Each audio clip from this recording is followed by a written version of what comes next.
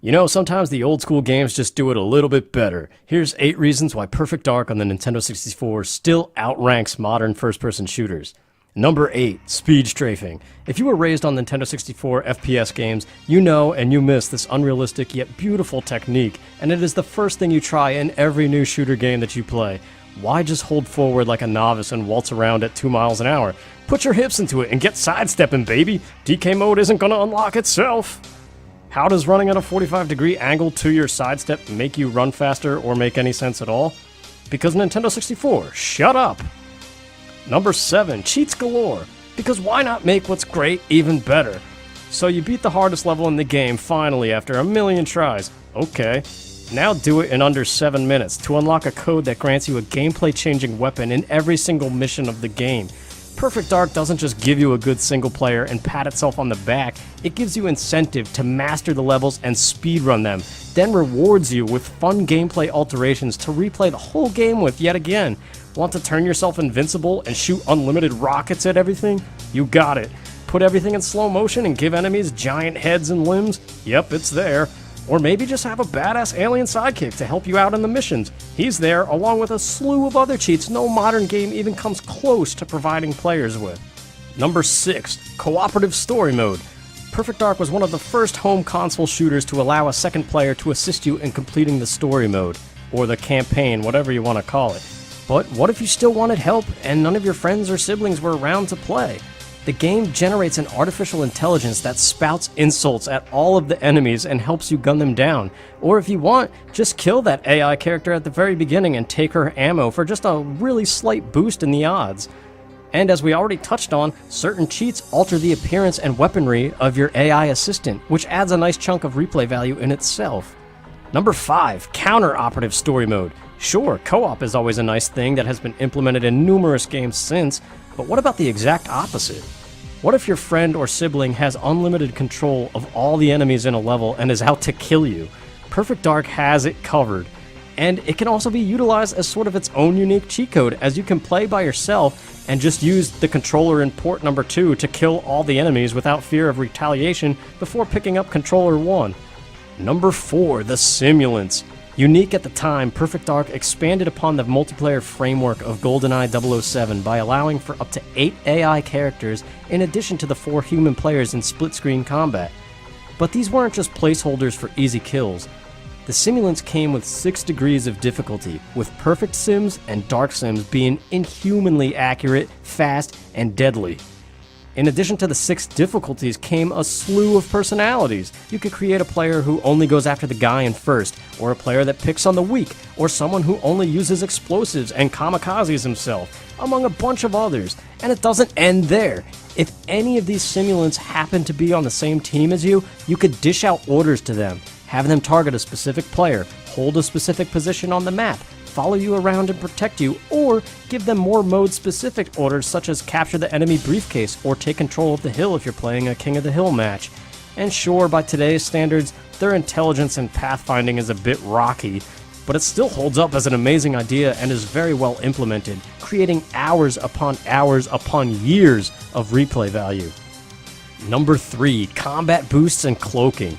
James Bond always brings a tricked-out watch to his missions, but Joanna Dark has some awesome sci-fi gadgetry in her arsenal, the 2 most notable being a cloaking device and combat boosts. The cloaking device offers invisibility for however many seconds its ammo allows for, but firing a weapon or punching someone disrupts the cloaking field, making you visible again until you stop attacking.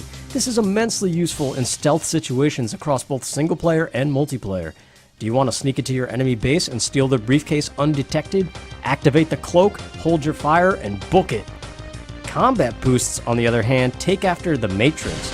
They are pills that heighten the senses and reflexes of the user, which to us players means we enter a time warp where everything turns into slow motion, giving us extra time to line up our shots and adjust our movement and controller inputs to an almost frame-perfect level. When the pill wears off, you seamlessly jump back into full-speed gameplay. It goes without saying just how useful and fun this can be, once again across both single-player and multiplayer modes. Number 2, the Psychosis Gun. This tiny tranquilizer injects enemies with a serum that alters their neurology, turning them into allies.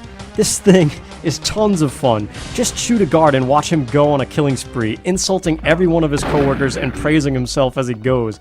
And don't think Rare stopped there alone. They made sure to put one special guard in every single level that has a different weapon than everyone else on the map, specifically for players to replay those missions with the Psychosis Gun cheat and have that guy turn against everyone. Yeah, baby. I've got a password problem, and you're the man to help me with it. Just too good. And number 1, just the genius weaponry and all of the secondary functions. The guns in Perfect Dark are nearly all outstanding and more than your average weapon thanks to the secondary firing modes, which was a novel idea at the time that even the acclaimed GoldenEye didn't do. Let's run through a few of the best examples Perfect Dark has to offer. The laptop gun. This thing is the most remembered weapon of the game and has been featured on many top 20 lists over the years, all thanks to its secondary function. The gun folds up and sticks to any wall or floor to serve as an auto gun. If an enemy even so much as steps foot in the same room as the gun, it turns its head and starts raining down bullets with deadly accuracy.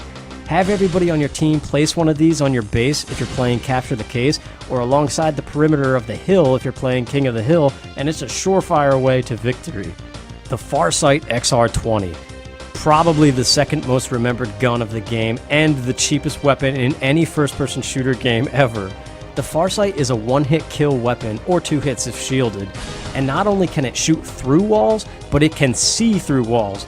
The secondary mode activates a tracking feature where the gun literally stalks every single player on the map, one by one. All you have to do is find a dark corner, protect yourself with a laptop gun on the wall, and let the kills rack up as the ultimate camper that will make every other player rage quit while you just sit there cracking up. The CMP-150, this is the most common automatic in the game, but its secondary mode takes auto-aim to a whole new level. Follow lock-on mode allows you to highlight a number of enemies in your field of vision and will then snap auto-aim to each of them in the order in which you highlighted them. Granted, with the meat and potatoes controls of the N64, it's not super efficient in a true multiplayer skirmish, and more recent first-person shooter games have implemented the auto snap to aim with a more user-friendly approach, but the idea was first delivered here in Perfect Dark, and it can still be awesome. Just having trouble chasing after an unarmed enemy that's moving in an erratic pattern, lock on and let the gun handle the rest. The RCP-120, this beastly weapon not only houses a huge magazine, but its secondary function is a cloaking device. It eats up ammo, but in short, well-planned bursts, the temporary invisibility can be a huge asset and a game changer. The Dragon. The Dragon is a standard rifle, except where it's not. Out of ammo or just in a dire situation, the secondary mode turns the entire gun into a proximity mine. By all means, be that guy who plants one right on the body armor, or next to a real dragon that an unsuspecting foe wants to pick up, and watch the fireworks fly. The Super Dragon. This thing is just like the Dragon in standard rifle form, but the secondary is a grenade launcher with tons of ammo. What more do you need? The Slayer. This rocket launcher features a secondary mode called fly-by-wire rockets, in which your controls get transferred over to the rocket itself, allowing you to steer it through every single nook and cranny of a level, or just chase your friend for the fun and torment of it.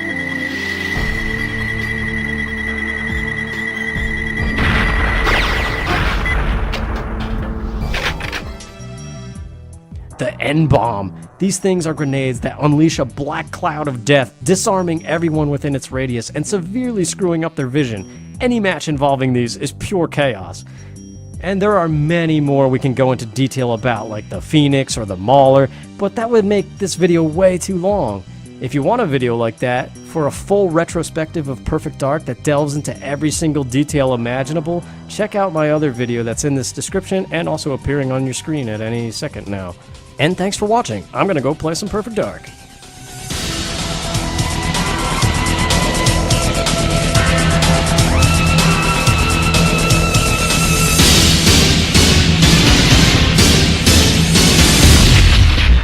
Good night, Miss Dark. Kiss my alien butt!